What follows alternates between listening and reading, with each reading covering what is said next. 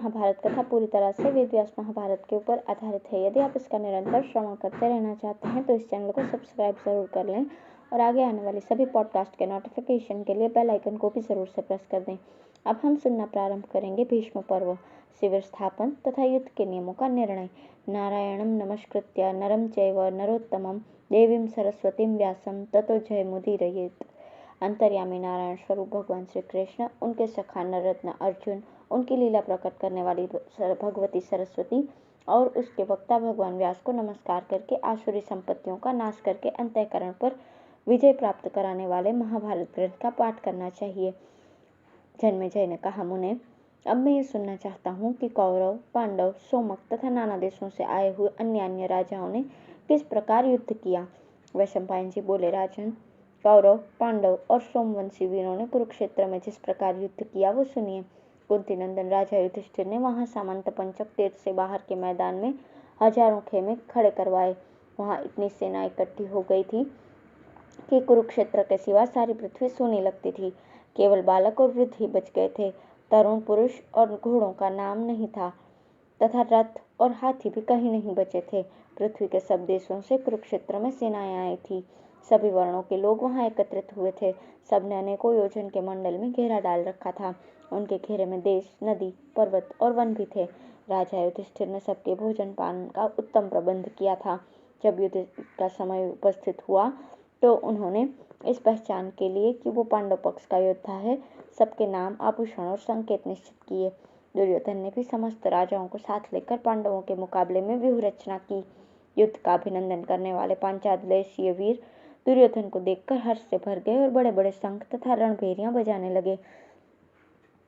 तदंतर एक ही रथ पर बैठे हुए भगवान श्री कृष्ण और अर्जुन ने भी अपने अपने दिव्य शंख बजाए।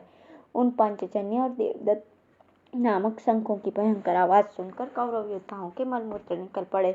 इसके बाद कौरव, पांडव और सोमवंशी वीरों ने मिलकर युद्ध के कुछ नियम बनाए और उन युद्ध संबंधी धार्मिक नियमों का पालन करके सबके लिए अनिवार्य कर दिया। वे नियम इस प्रकार थे। प्रतिदिन युद्ध समाप्त होने पर हम लोग पहले की ही भांति आपस में प्रेम पूर्वक व्यवहार करें। कोई किसी के साथ छल कपट न करे। जो वाग युद्ध कर रहे हों उनका मुकाबला वाग युद्ध से ही किया जाए। जो सेना से बाहर निकल गए हों उनके ऊपर प्रहार न किया जाए। रथी के साथ, हाथी सवार के साथ, घुड़सवार के साथ और पैदल के साथ ही युद्ध करे। जो इसके योग्य हो, जिसके साथ युद्ध करने की उसकी इच्छा हो, वो उसी के साथ युद्ध करे। जिसका जैसा उत्साह और बल हो उसके अनुसार ही वो लड़े। विपक्षी को पुकार कर सावधान करके प्रहार किया जाए। जो प्रहार न होने का विश्वास करके बेखबर हो अथवा भयभीत हो उस पर आघात न किया जाए। जो किसी एक के साथ युद्ध कर रहा हो उस पर दूसरा कोई शस्त्र न छोड़े। जो शरण में आया हो या युद्ध छोड़कर भाग रहा हो अथवा जिसके अस्त्र शस्त्र और कवच नष्ट हो गए हों, ऐसे निहत्थों का वध न किया जाए। सूत, भार ढोने वाले, शस्त्र पहुंचाने वाले तथा भेरी और शंख बजाने वालों पर भी किसी प्रकार का प्रहार न किया जाए। इस प्रकार के नियम बनाकर वे सभी राजा लोग अपने सैनिकों के साथ बहुत प्रसन्न हुए। अब है व्यास जी द्वारा संजय की नियुक्ति तथा अनिष्ट सूचक उत्पातों का वर्णन।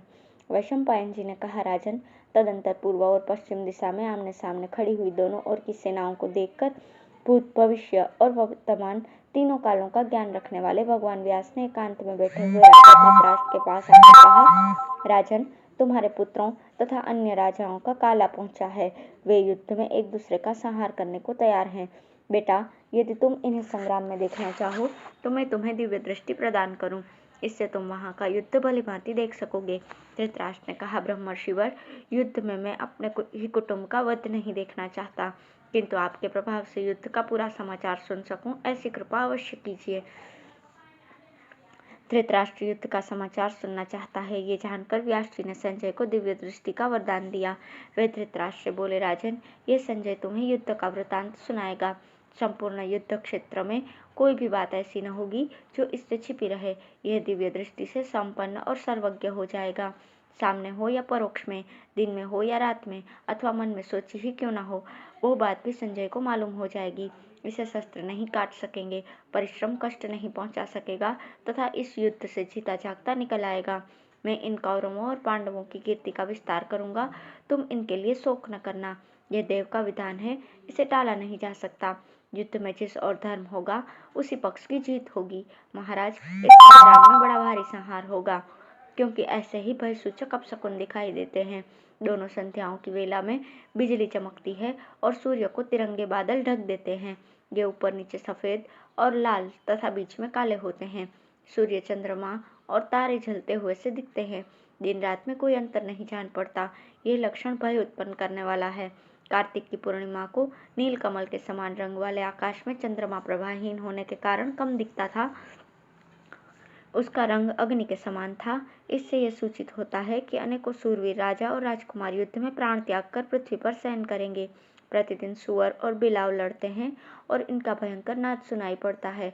देव मूर्तियां कांपती, हंसती और रक्त वमन करती हैं तथा अकस्मात पसीने से तर हो जाती हैं और गिर पड़ती हैं। जो तीनों लोकों में प्रसिद्ध है, उस परम साध्वी अरुंधति ने इस समय वशिष्ठ को आगे से पीछे कर लिया है। शनैश्चर रोहिणी को पीड़ा दे रहा है। चंद्रमा का मृग चिन्ह मिट सा गया है। इससे बड़ा भारी भय उत्पन्न होने वाला है। आजकल गौओं के पेट से गधे उत्पन्न होते हैं, घोड़ी के गौस के बछड़े की उत्पत्ति होती है और कुत्ते गीदड़ पैदा कर रहे हैं। चारों ओर बड़े जोर की आंधी चलती है। धूल का उड़ना बंद ही नहीं होता। बार बार भूकंप होता है। राहु सूर्य पर आक्रमण करता है। केतु चित्रा पर स्थित है। धूमकेतु पुष्य नक्षत्र में स्थित है। ये महान ग्रह दोनों सेनाओं का घोर अमंगल करेगा। मंगल की वक्री होकर मधा नक्षत्र पर स्थित है। बृहस्पति श्रवण नक्षत्र पर है और शुक्र पूर्वा भाद्रपद पर स्थित है। पहले 14, 15 और 16 दिनों पर अमावस्या हो चुकी है, किंतु कभी पक्ष के 13वें दिन ही अमावस्या हुई हो, ये मुझे स्मरण नहीं है।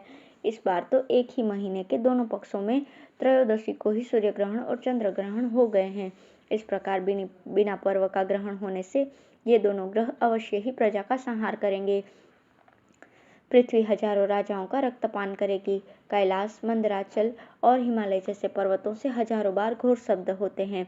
उनके शिखर टूट टूट कर गिर रहे हैं और चारों महासागर अलग अलग उफनाते हैं तथा पृथ्वी पर हलचल पैदा करते हुए बढ़कर मानो अपनी सीमा का उल्लंघन कर रहे हैं। धन्यवाद।